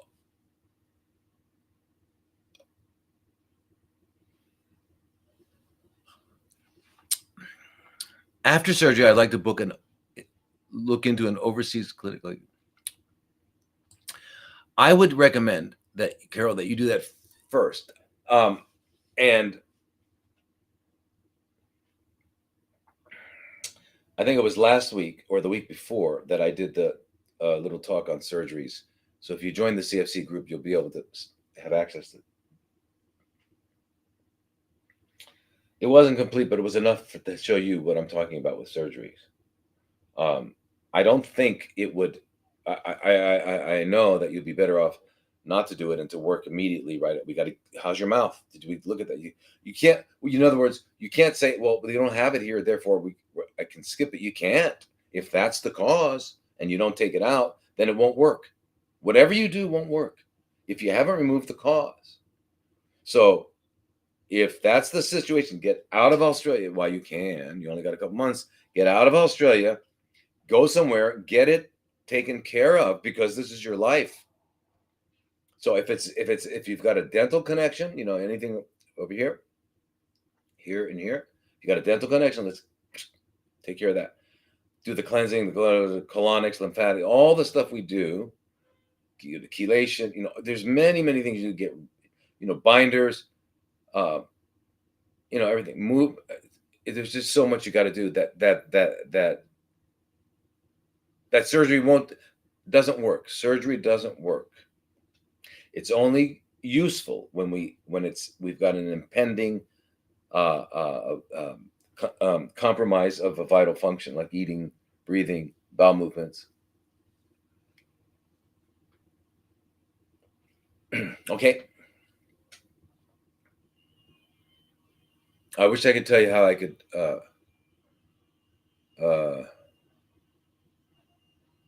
Anyway, I'm not sure what the question was. Should I get the answer is no. Yeah, no. I mean, if you're going to do everything else, you got to do. You got to. It's time to leave now. Leave now and take care of it. Get the right way. Okay, because those are small and don't let. They've already biopsied them. That's enough. That's enough, please. Right? Because remember, when you biopsy it, you remove the inhibitory cytokines that were being produced by that to prevent all the local microscopic metastases from growing blood vessels. If they don't grow blood vessels, they can't grow. And this main guys were inhibiting it. And you biopsy it, you remove that. Now they can grow. Okay, so no more. No more. All right? All right, all right. Now, this is from Alastair. Okay. And the question is, what is your recommended doses for astaxanthin per kilo? All right, so I wouldn't do just astaxanthin. I would do the Valasta, which is the glucose connected to the astaxanthin. Astaxanthin, for everybody's, if you don't know, is a carotenoid, which is part of the vitamin A group, right? And very, very, very, very important for donating electrons. Why do we want electrons? Because in the end, we want to get high voltage, right? Because we want to get up to minus 70 millivolts. If we get up to minus 70 millivolts, it's over. We're healed. It's done. So anyway, astaxanthin. What probably the most, like 6,000, 7,000 times more able to donate electrons than even vitamin C. However, it doesn't mean it can take the place of vitamin C because vitamin C has all these functions that astaxanthin couldn't do. That's not the point, but in terms of its donating electrons. Now, if you get it with the Valasta where it's connected to a glucose, it's going to find its way where it needs to go. Now, the dose is, Bob, you take half of your weight if you don't have CFCs, and that'll be the amount of milligrams.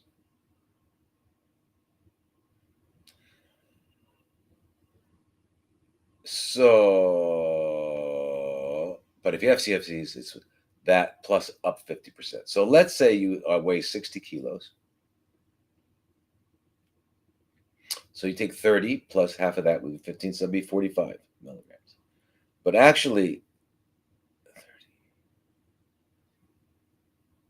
it's better to do in pounds. Okay, it's better to do in pounds. Okay, so just do it that way. Okay, so if you're, let's say you weigh 60 kilos, all right, just multiply that by 2.2 to get your pounds.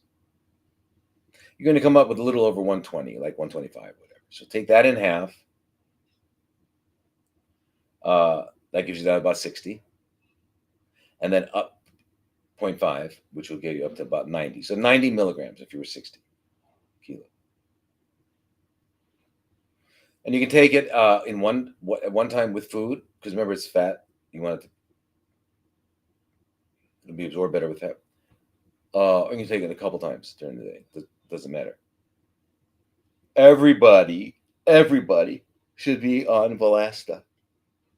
Everybody should be on Valasta. Valasta. Valasta. Half your weight in pounds, and then plus 50% if you have CFCs. If you don't, then you don't have to. Then you just keep it half your weight in pounds. Okay. And then, all right, so now, this is Christy. My hormone positive breast CFC was diagnosed January 2020, has returned to bone, right hip, and colon, recently confirmed by PET and tumor markers. Is there any biological dentist in Arizona where I live? What next steps do you recommend for me? And if I come to your center in Arizona, will I be able to talk and work with you, as I know you're in Thailand? Also, would joining your CFC group give me the same benefit of how to go about treatment as cost is a factor? I get you. Okay. All right. Christy, are there biological dentists in Arizona? Yeah. Okay. So, I used to use a long time ago. I used to use a guy named Dr. Michael Margolis. In fact, he was my dentist for a long time. He's retired now. There is a woman who is very good, and she is always booked out. And then there's a group called the Millennial Dentists. I think it's in Scottsdale. They're good. They took over from a guy named Nick Myers, which was one of the original. The original guys were Bruce was Margolis and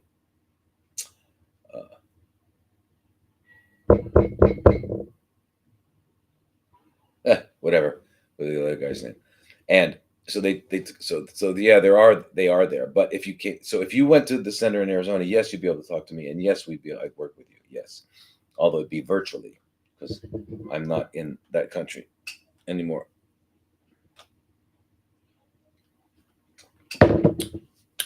By the grace of God. It's not that I don't like the U.S. It's just that I hate it. Did I say that? I did. All right. But listen, I was a stranger when I was a kid. I remember a young kid. I didn't belong there. So anyway, so you've got to get a biological dentist. So what I would do is I'd go to Dr. Roy in Scottsdale, Millennial Dentist, and I would say, he spoke to me. You want to get a 3D cone beam? He'll evaluate you and all that sort of thing. And then you can join the CFC group and try to keep you. I know we're trying to save you money, right?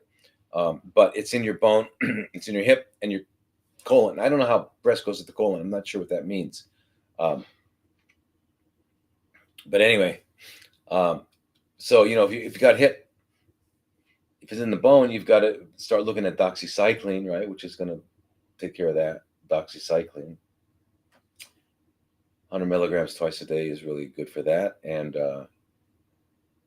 but you got to do all these other things too. You got to do cleansing, colonics, lymphatics, take care of the biological dentistry. You got to do juice cleanse. There's a lot. We balance your hormones. Um, there's a lot of stuff we have to do. I wish we could somehow,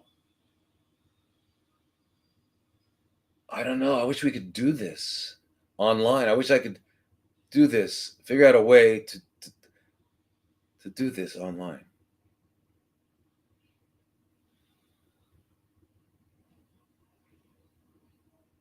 I'll figure it out.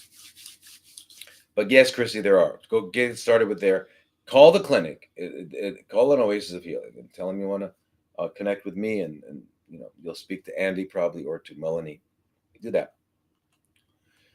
Okay, Barbara. 1 year before my uterine CFC diagnosis, I had a very bad vaginal infection for which metronidazole was used as a vaginal insert cream. It appeared to go away. A few weeks later, I started bleeding vaginally, just spotting, but I'm 71. My nurse practitioner basically ignored it, and this went on for 4 months. And she said that the membranes can get thin at my age, and you spot sometimes. Finally, I dumped her and went to a gynecologist, had a sonogram, and my endometrium was 28 milliliters thick. Biopsy surgery for uterine CFC followed. Sentinel nodes and ovaries clear. 5 months later, I got my first follow-up CT, and all appears clear. But a couple of weeks ago, I got that fishy odor again. No real visible discharge. But by the time I got to the doc for a culture, the odor was gone, and the culture was negative. Could I still be carrying this infection?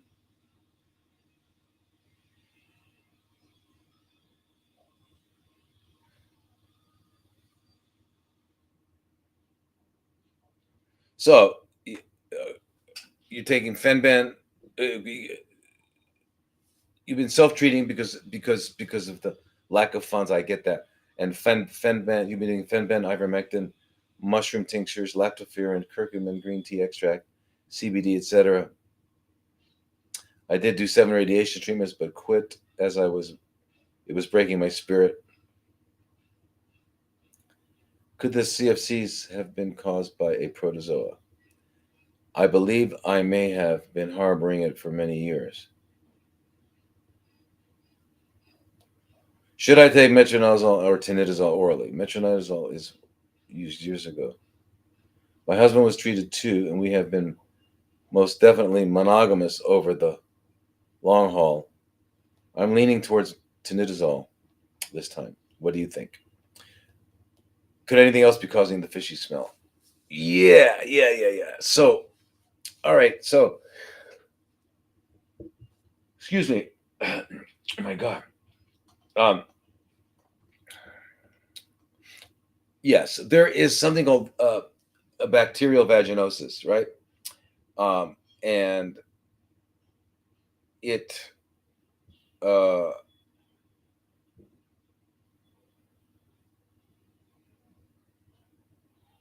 yeah. Okay, so there's a bacteria called Gardnerella vaginalis, and it can give a fishy odor, just like um, uh, the protozoa you're talking about, right? The trichomonas can do that, and so anyway, so the bacterial vaginosis, the Gardnerella vaginalis, which is the bacterial vaginosis, can be caused by many things. But this is something very interesting. Now, you and your husband are monogamous, which, okay, so as strange as this may sound, and I'm sure it will sound strange, that remember, the first thing we always say is you got to take care of the mouth. Okay, why? Well, it turns out that there's this bacterium in our mouths called a Fusobacterium nucleatum, which is a bad guy. Okay, and that happened ever since we started eating lots of starches, cooked starches, stuff like that. So those guys have taken over, and they're involved in all sorts of CFCs and all sorts of stuff. All However, when you have oral sex, they get in there and they stimulate Gardnerella like, all right, they stimulate it.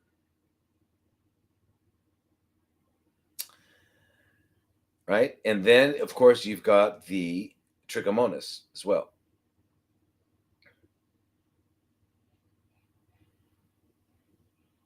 Now, at 71, you're probably, not probably, you're no longer menstruating. And so you've probably got some atrophic vaginitis, which means you probably don't have, which means you're that dryness and all that. So if you're seeing a naturopath or a holistically minded medical doctor or osteopath,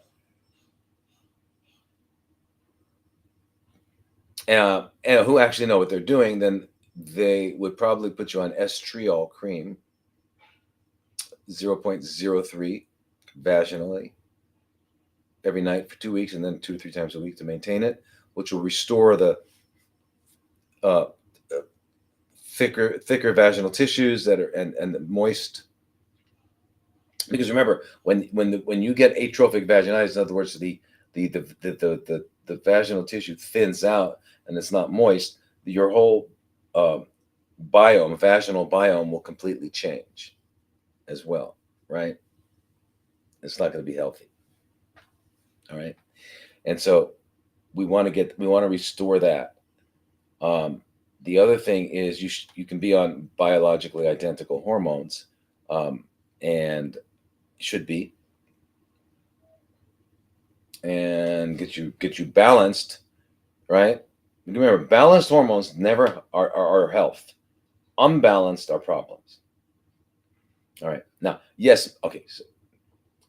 So we've got to do that. We've got to restore your vaginal biome, your vaginal tissue integrity, and all that sort of thing. Moist, so you're moist, and all that sort of thing. So that's like you got to do that. So so you said they did surgeries. I'm assuming they did the hysterectomy, and they probably thought, well, she's 71, so what, they got her ovaries too. Yeah, so they probably did your ovaries and your tubes and your uterus probably, and you still got this thing in there. So yes. So again, how do you take care of periodontal conditions in the mouth well, the oral flora is a reflection of the gastrointestinal flora, right? You've got to improve that. So what you want to do is carry around some Himalayan sea salt, and throughout the day, 3 or 4 times a day, and especially after eating, put some in some water and just swish really hard, because you're going to get up into areas you can't get with brushing, into your couple times, and just keep that. And by restoring your gut health by eating healthy foods, eating human foods, and taking probiotics, you'll restore your oral flora. Okay, but got to keep it rinsed really well. Okay, and you can do oil pulling in the morning after you've rinsed it and spit, and then you can use like peroxide, 3% or 6% food grade hydrogen peroxide, and swish really hard for a little while in the mornings and in the evenings, and then all that stuff. You want to keep your oral biome good, because the oral biome, believe it or not, because of oral sex, can affect vaginal health. So,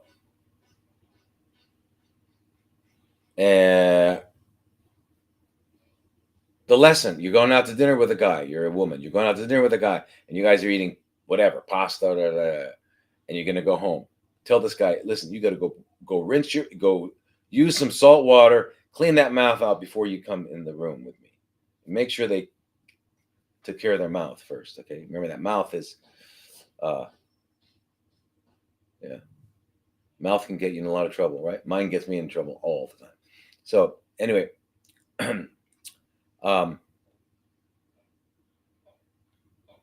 Metronidazole. Okay, so usually they'll give you 500 milligrams twice a day, right, for 7 days, and that, or 2 grams orally as a single dose, and the same thing. Excuse me, tinidazole, 2 grams orally, or 1 gram a day for 5 days. Now, tinidazole is a little better than metronidazole, and we use it with our parasites. But you should take care of all parasites, right? Now, what's really amazing, which really blows my mind, when I'm reading research, and this is remind me, when I'm reading research, the research said, okay, with regarding this, people with vaginas should be prescribed metronidazole for 7 days. The single dose of the same medication cures up to 90%, 95% of people with penises. No, okay, so now, and then there was something. If you have a vagina, you may notice vaginal fluids, genital itching. If you have a penis, you may have noticed. And then they talk about people assigned male at birth are especially unlikely to have symptoms. What has happened? How did this become our? I'm not gonna. How did this happen? What they just what the? They're talking this way. If you have a penis, you have. What do you mean? Why can't we say if you're a man or a woman, male or female? The hell? What was it? Weird. People with penises and people with vaginas. Can you imagine? This is like the standard. Drives me bananas. Okay, okay, so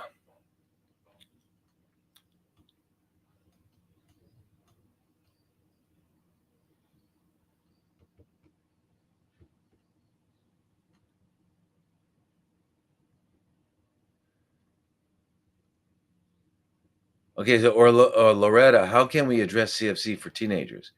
My nephew has a lump, and my sister and I began castor oil packs. What else could you recommend before subjecting him to scans? Other than this, he's very healthy. We think it might need puberty-related and hormone imbalances. Okay, so all right, Loretta, I'm not sure where the lump is.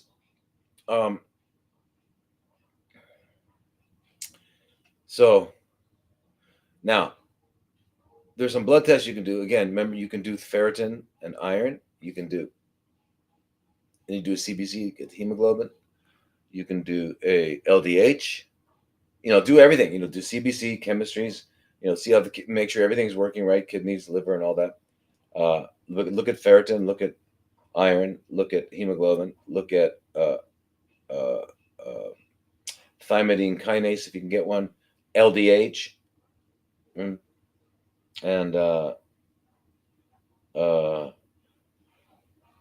now, did he get? Hopefully, he didn't get any of the bioweapons. Hopefully not. Otherwise, teenagers just shouldn't do. It doesn't happen to teenagers like that.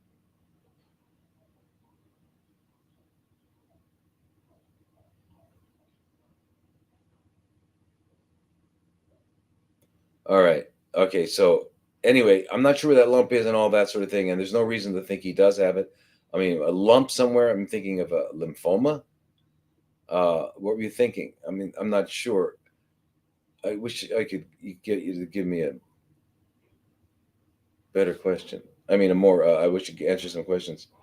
Okay, so now. Okay, here's Alistar. It says, "Good day. What is your recommended amount of ALA in IV to have after vitamin C?" Well, you do the first standard. You do 300 milligrams IV after, and then if there's no problems, which there won't be, then you do 600 milligrams after vitamin C. See, there's a question I just answered, right? I could go into what ALA and stuff like that. This is Casey.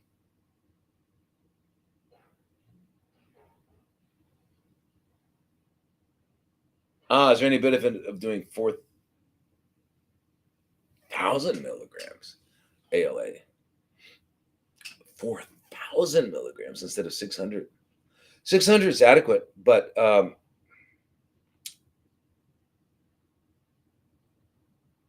don't know. 4,000, I never heard of that. Anyway, here's the thing. When we look at ALA and vitamin C, so I'm going to do it anyway, you guys. Vitamin C is, interestingly enough, gets the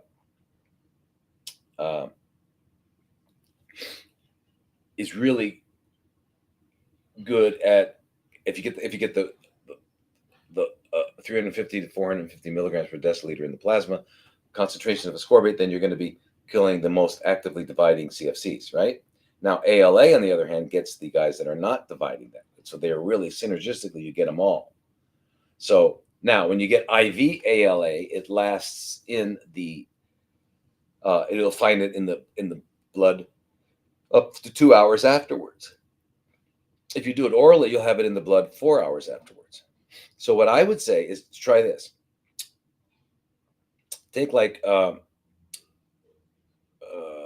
300, maybe 300, 600, 400 milligrams of ALA just before you start the IV of vitamin C. And then you'll do the vitamin C, and then you'll get the ALA IV. And then at the end, or right when you start the ALA IV, you could also take another 400 or 600 of ALA. And that way you're going to last for a really long time and you're going to get good results, right? You don't need to take such a 4,000 milligrams. There's no added benefit to that, but to make it last longer, because the other thing it does is it reactivates the vitamin C. In other words, so when the vitamin C gives off its electron and it becomes oxidized, this will give it back its electrons and let it be active again. So it extends the life of it, right?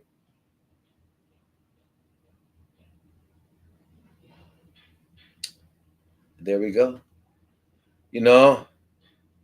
Wait, here's a question real quick. Is vaping okay? I've quit since I found out I have breast CFCs. I'm doing okay right now, following Dr. Lodi's Life Sunday advice. I'm about to start school new business and find myself very anxious. Is vaping a bad idea? It's from a reputable vape shop. The thing is that the problem with vaping is that the non-nicotine stuff that's in it that's not nicotine. I mean, if you had pure nicotine,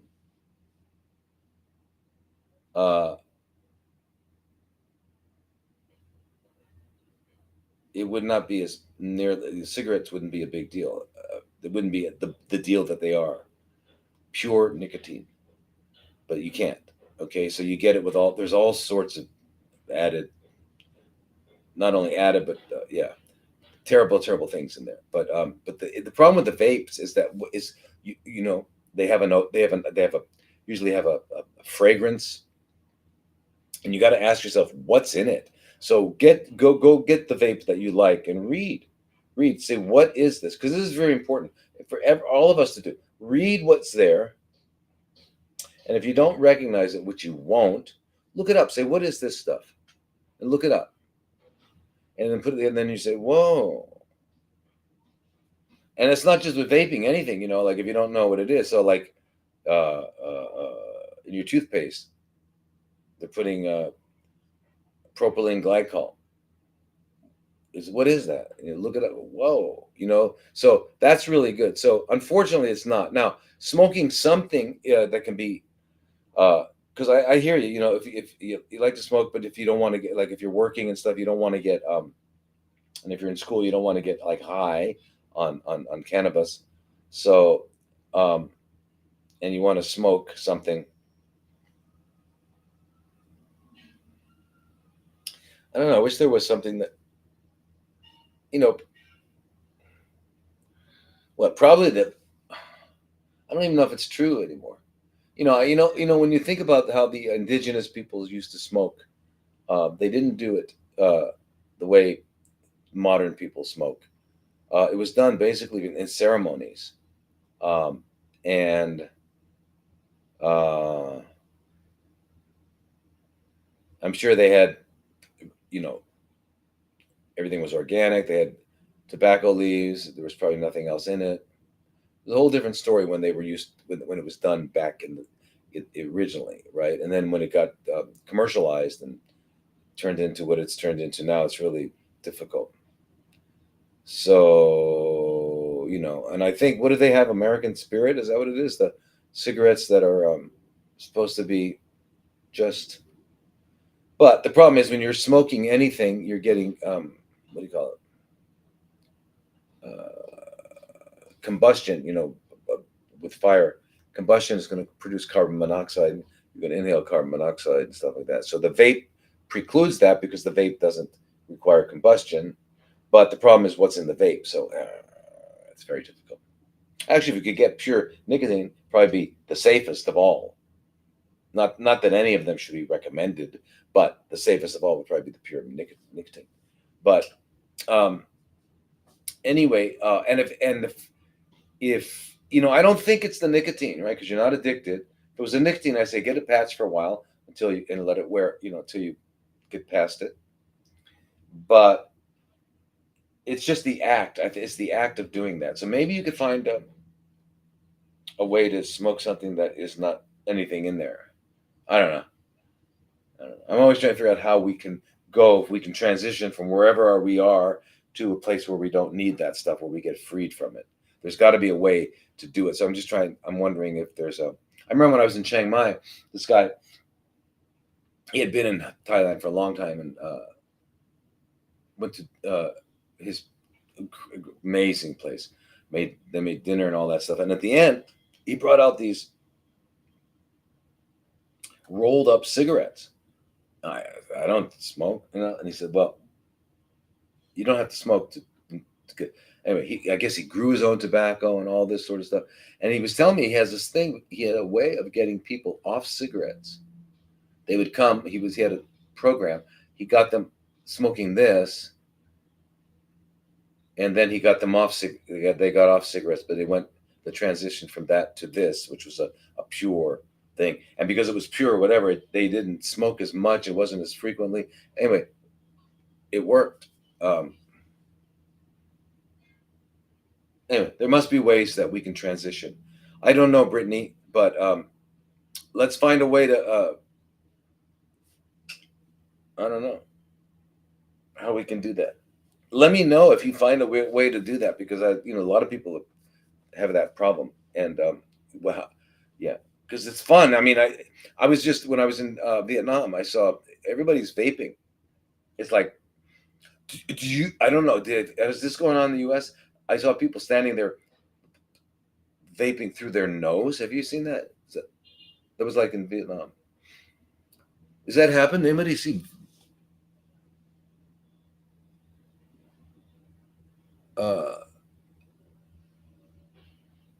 No, I don't know. I don't know. Vaping through your nose?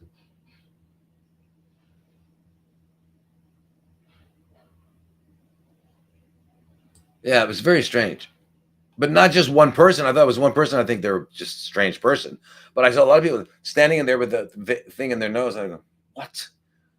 It's kind of strange. Anyway, all right, you folks. Propylene glycol.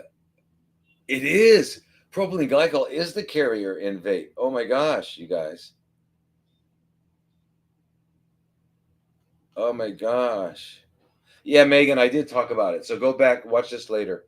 I did talk about the RGCC. Uh, uh, uh,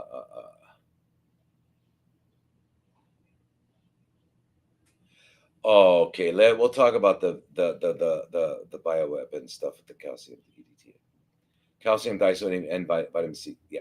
All right. So there's a lot. Okay, that's a good question to talk about. All right, you guys. So I guess we're done.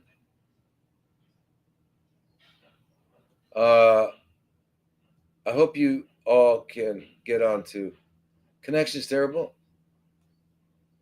All right. Anyway, Sweaty Cop. Okay, you guys. See you next week.